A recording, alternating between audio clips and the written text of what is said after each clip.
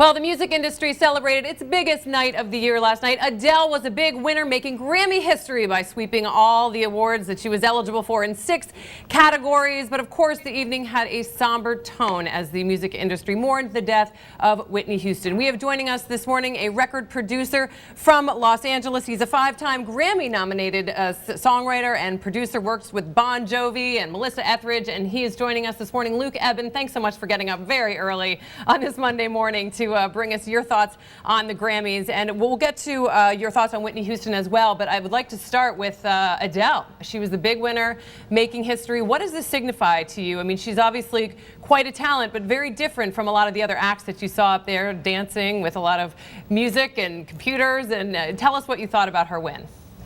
Yeah, not surprising. It was a fantastic record. I mean, they nailed it from, she's an amazing artist. The songwriting was fantastic. The production was fantastic. And I think, a lot of people really related to sort of the authenticity of her record and that she is the real deal. She wasn't really a product of the studio. She wasn't,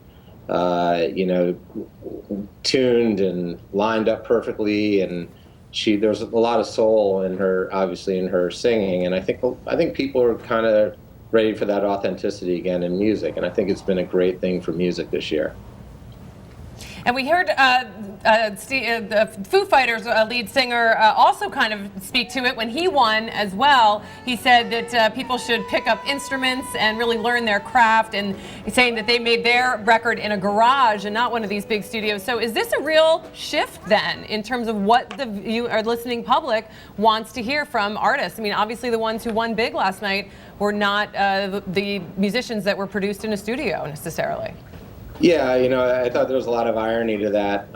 First of all, Dave Grohl's garage and I'm a huge Foo Fighters fan, is a really nice garage in the fantastic studio. Yeah. Okay, I also found a lot of irony. Not your average garage. Yeah, he doesn't have, sporting equipment on one side and the car on the other. Okay, continue. Yeah. And he's performed with Deadmau5 at the end of the night, which is, exactly what he was sort of railing against. But, at the same time, I mean, I think that both types of music are just different types of music. They can certainly live hand in hand, and I think it's a great thing that, when I'm in the studio working with artists, I try to get, performances more than, spending a lot of time editing. And I think that's, again, like I was saying about Adele, I think people really appreciate that, and people are really, kind of pining for that after all these years of auto-tune music and highly digitized music.